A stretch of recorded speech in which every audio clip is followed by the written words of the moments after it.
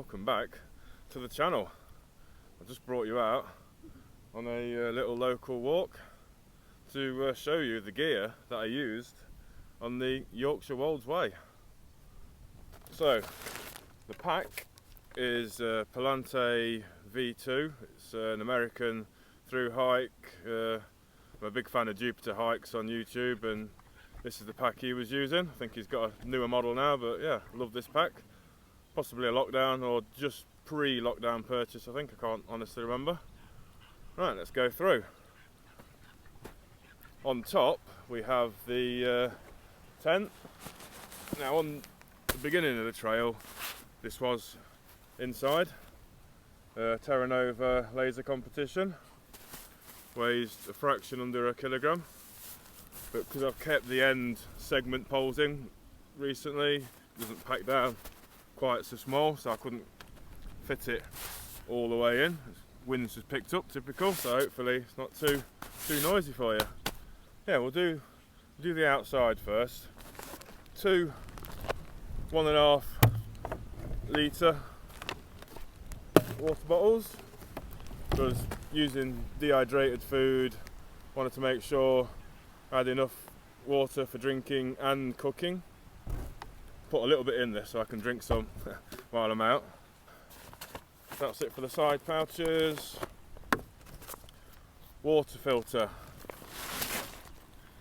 I took the Sawyer Mini, which I didn't have much luck with actually, because you meant to, when they go dry, you're meant to back flush them to re-wet them to help the flow, which I didn't do. So it was carried this for nothing. Comes with 1 pouch, but they're known for delamination, so I've got a spare larger one as well, so if one does go, you've always got a backup so you can still filter your water.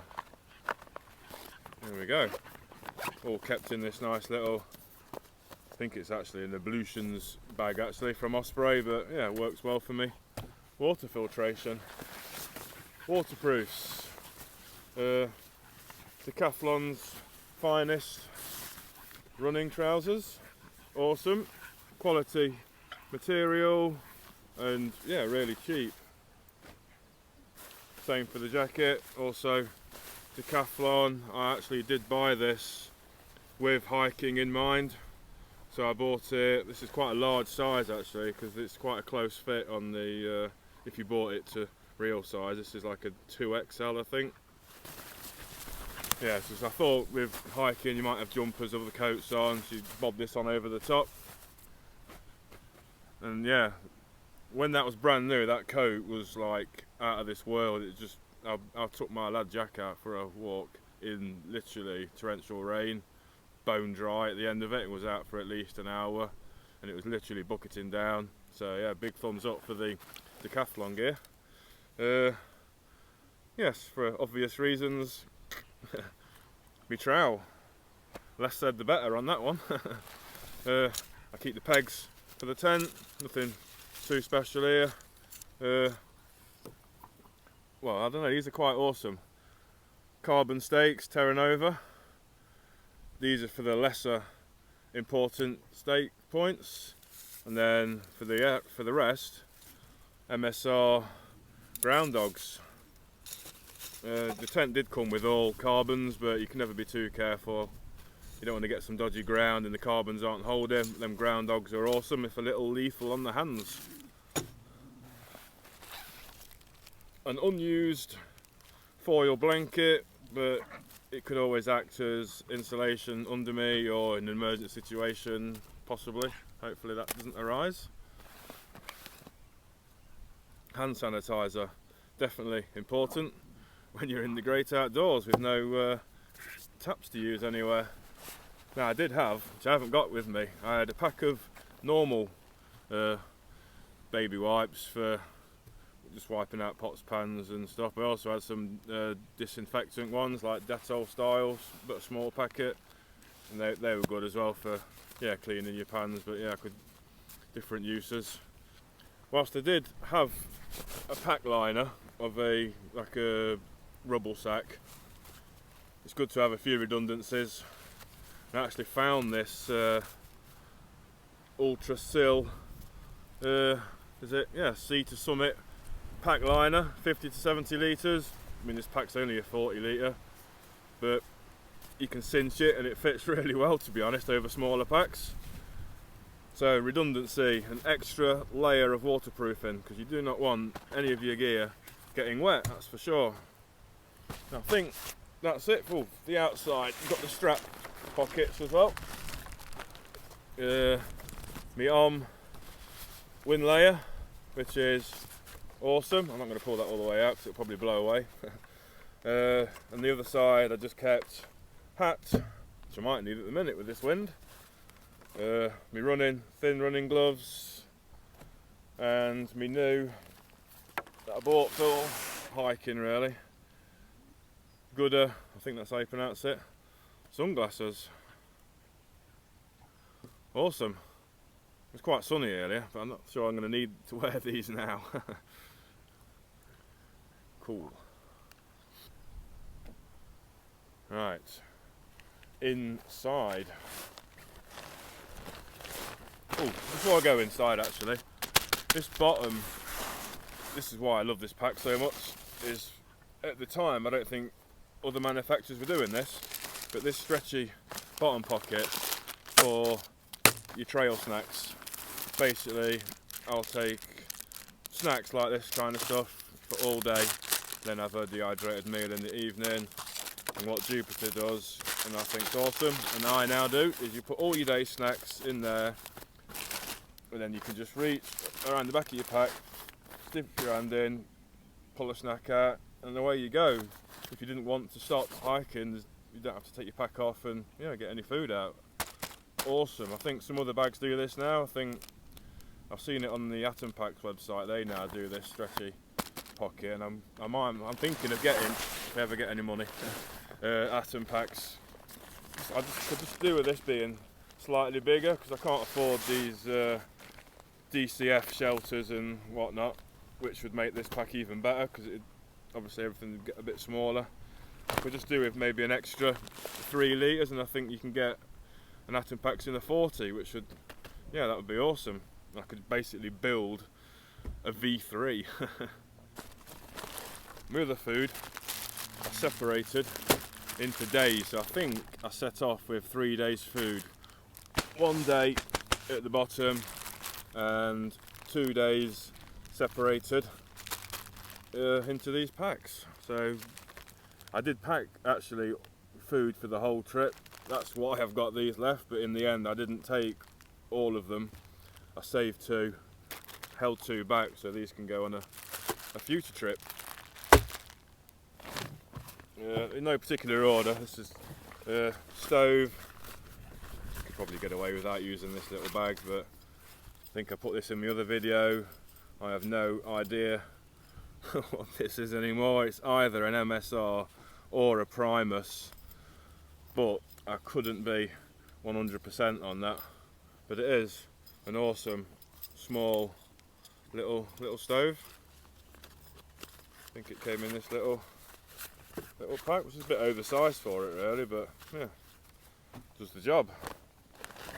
Food. I did take 4 main meals for the 4 evenings we'd be on trail. Obviously not these 2, these are both desserts, but I think I had a couple of Sea to Summits, probably a couple of Venture Foods. These will be going on a future trip as well. But yeah, I did actually have 4 meals like that on trail, but I've only got 2 left to show you. Stove. I would probably take normally this gas, but the half size of this, but I didn't have any full half size one, so I took the full bigger one. I've got a titanium pot, but the trouble with the titanium pot, it's a bit smaller than this, and the gas doesn't fit inside, which obviously that just saves so much space. So what I want to get is a titanium pot, because it's aluminium, probably steel handles. It's actually quite heavy, heavier than what I like really. cutting grams, you see, and scratching over a few grams there, but I could definitely get that lighter, but it really needs to fit a gas in, and I'd like a lid for it because that would be more efficient for the boil.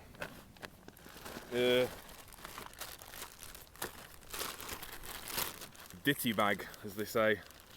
What we got in here then? Ziploc bags filled with wondrous things. Compeed blisters, titanium spoon, travel toothbrush, bamboo travel toothpaste, bamboo toothbrush, which I haven't cut down. I might cut it down, you know, cut them grams. Head torch, Petzl Actic Core, which is really cool because it's got the battery, obviously, because a lot of the Petzls come with the battery, but this one you can fit with 3 AAA batteries as well, which I think is really cool. So that's really good for on trail. So if you can't charge, then you can always obviously find a shop perhaps and get some batteries. I travel with the battery and the charger separate because I've had camps before in the past where your head torch just turns itself on in your pack, and then you might only get 10 minutes of battery life left, and which isn't good. I know nowadays you can use your phone as well, but if you had to hike with a phone, that'd be rubbish. Your head torch is way better. Coffees. Took quite a lot of coffee. Well, actually not that much actually. I took 2 sachets for a day, but because we're so good with pub stops and campsites in the end, I didn't need to make as many coffees as I suspected, so I came back with probably nearly half of them, I think, in there. Right, now we're getting into the clothage in here. This is me Sea to Summit, was it called, like a schnozzle pump sack that pumps your bed and you fill with air, pump it in. You've probably seen it if you're regular on the channel. You've probably seen me using this, which I can't get into. I didn't bring a lot of spare clothes at all. I came with 1 extra socks, 1 pants, and then a thermal sort of base layer top to sleep in if needed. So I literally had the clothes I was wearing, shorts, long sleeve hiking top, a thin like grid fleece layer, and then waterproof coat, and with the wind layer as well. Yeah, so everything was like multitasking.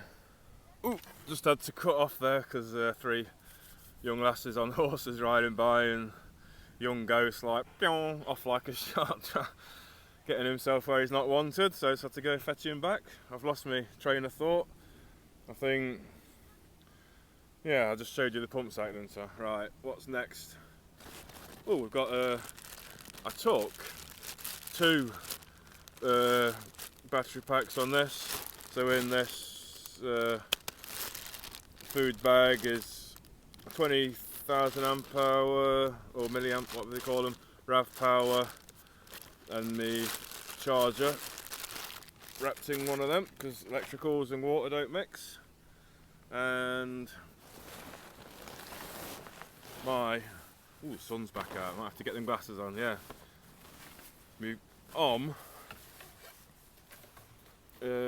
not sponsored or anything, but yeah, I love this gear. Mountain Raid jacket, which is fantastic. This has seen some hammer. I'll take it on a lot of my dog walks, runs, if it's going to be, say if I'm out for a 10-mile run, like I haven't done for a while, but I will be getting there. But I might be on a 14-mile route, so the last 4 miles, if it's not the ideal weather, take take the warm layer to put on when the run's finished, because yeah, you're sweaty and you get cold really quick. It's all right while you're moving. And I've also got the Mountain Raid pants as well, which they do connect to the jacket, and the legs unzip and then form one like a continuous bag, and then you get like a foot pod which then connects to the bottom, and then you've got a full sleep system. But I mean, it'd need to be proper good weather to use that on its own, like, but awesome. Really good.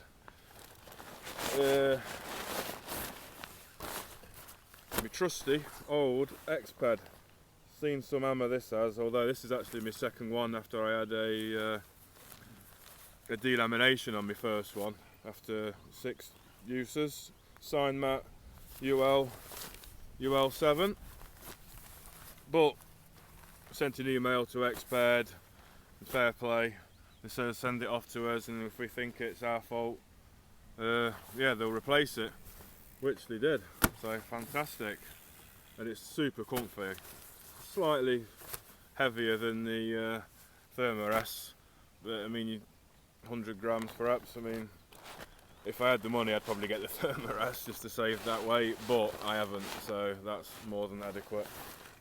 Oh, there's the main poles for the tent, or the main pole. Look, it's only got one central pole. Sleeping, I think that's about it. Pillow, X-Ped, the extra large pillow. It would normally be in its little bag, but when I got this out at home after my Peak District camp to air out, I don't know what on earth I've done with its little bag, so that just had to come on this trip, well, this trip and the Wolds Way, just as it is. That's all blown away now, no weight in it. And in here, just to help it pack, I wouldn't normally put it in a sleeping bag, because this is me mountain equipment Lamina 20, which is actually a pretty solid sleeping bag for the price, but yeah, this isn't what I've got in here.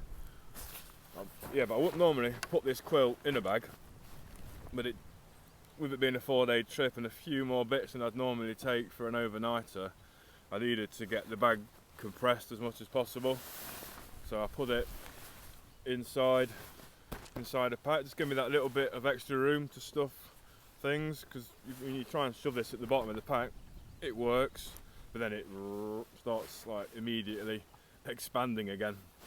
But yeah, this is a Astucas, I think it's the Cestrals quilt, custom, semi-custom anyway. I mean, you can't really pick too many features, but I picked the black, I picked the red, and I went for the long, and I think it's an extra wide as well. So yeah, it's best to get the extra length just to make sure you're well covered if it is cold, and wide as well, because why not? And sometimes, well, Molly sleeps in it with me, so it's more than big enough for the two of us.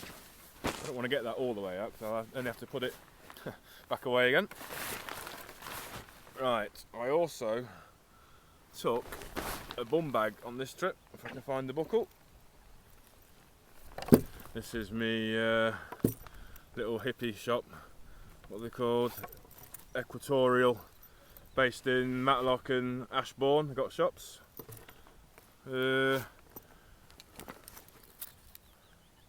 Kept my wallet in the front. Might give me the lighter. I didn't take a great deal of first aid, which you can berate me for in the comments if you wish. But I did take tick tweezers, because I do not like ticks, and yeah, definitely getting them out of me if I find any on my travels. Yeah, so really the main things I took were the foil blanket, not technically first aid, but it could be used in an emergency, blister patches, and the tick tweezers. Really, I was foreseeing ticks and blisters as being the problem. And my second battery pack I also kept one on me, so if I'm filming, your battery soon goes flat, so I kept this one on me. This is an Anchor Power Core Essential, also 20,000 microamps or whatever they measured in. That was actually really good. that pretty much did last me until almost the last day, I think, if I remember rightly.